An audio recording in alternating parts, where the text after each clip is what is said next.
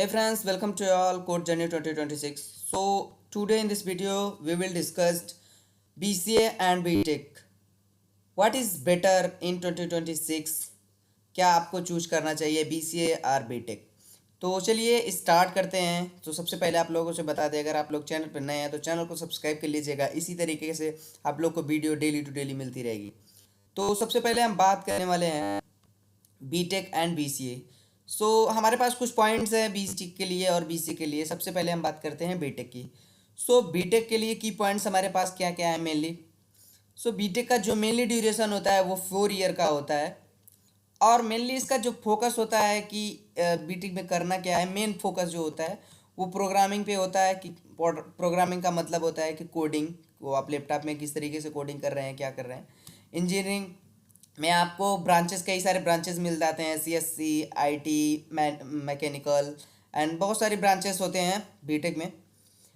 जो रिक्वायर्स हैं, जो हम जैसे अभी ट्वेल्थ हम पास करके आ रहे हैं तो इसमें रिक्वायरमेंट क्या होती है।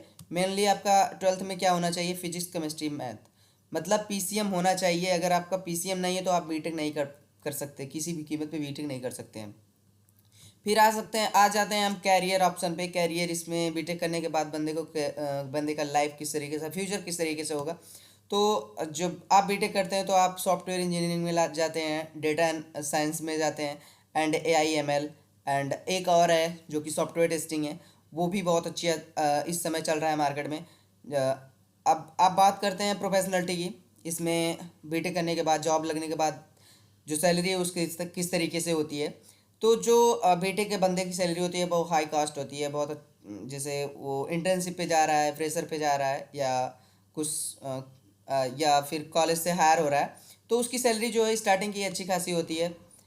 और मोर टेक्निकल डेप्थ होता है, बिग कंपनीज, उसमें जो उसकी कंपनियाँ आती है, उसमें कॉलेज में कंपनियाँ आती हैं बीटेक के लिए, बंदों के लिए बहुत बड़ी बड़ी कंपनियाँ आती है, Microsoft, TCS, Wipro and Infosys, Google. So बहुत बड़ी बड़ी कंपनियाँ आती है बीटेक के लिए। अगर आप लोग भी चाहते हैं बीटेक करना तो अभी कुछ पूरी पूरी वीडियो कंप्लीट होने के बाद हम डिसाइड कर देंगे कि आपको बीटेक करना है या कि बीसीए करना है, तो आप लोग उसमें से चूज कर सकते हैं। सो नेक्स्ट, अभी हम सिलेबस की बात करें तो इसमें सिलेबस होता है, 8 सेमेस्टर होते हैं, बहुत सारे सब्जेक्ट्स होते हैं, 5 5 सब्जेक्ट्स होते हैं पहले पहले सेमेस्टर्स में।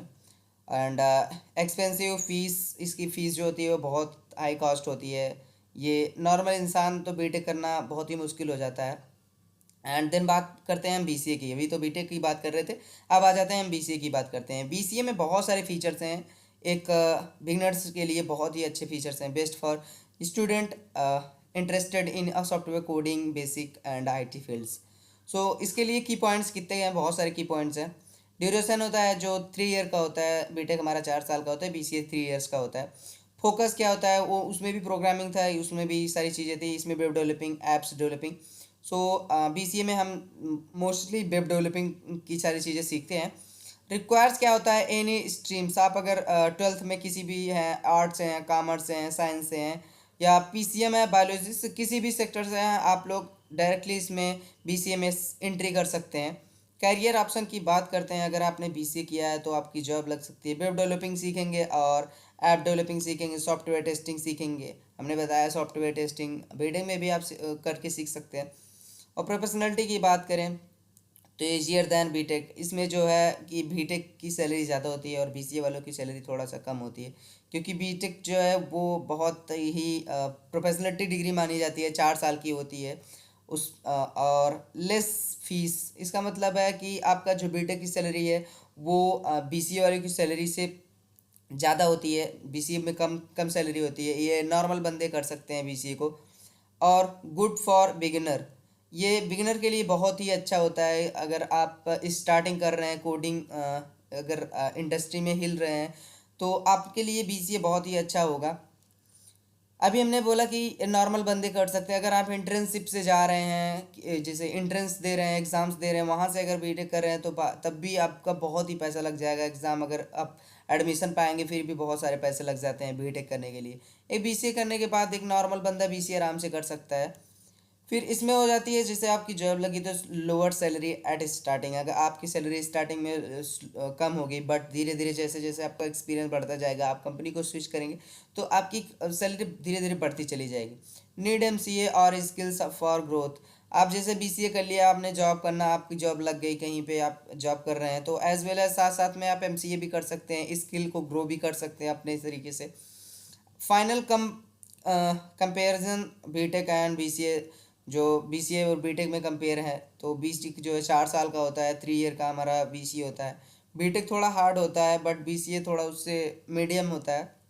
और इसकी अगर सैलरी की बात करें बीटेक वालों की तो थोड़ा सा हाई होती है बीसीए वालों की, क्योंकि वो 4 साल का होता है, बंदे उसमें बहुत तरीके से घिस चुके होते हैं और उनके पास काफ़ी सारी स्किल्स हो चुकी होती हैं इस फील्ड की।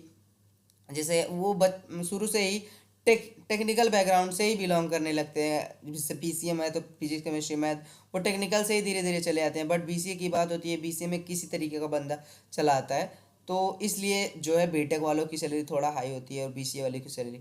बट ऐसा नहीं है कि बीसीए करने के बाद तुम अलग काम करोगे, बीटेक करने के बाद तुम अलग, दोनों को काम सेम ही करना है। उसको भी वेब डेवलपिंग करना है, उसको भी वेब डेवलपिंग करना है, बीसीए वालों को भी सॉफ्टवेयर टेस्टिंग करनी है, बीटेक वालों को सॉफ्टवेयर टेस्टिंग करनी है। बट थोड़ा सा होता है कि जो सैलरी होती है थोड़ा सा कम होती है उन लोगों की, बीसीए वाले की, और बीटेक वाले की थोड़ा ज़्यादा होती है।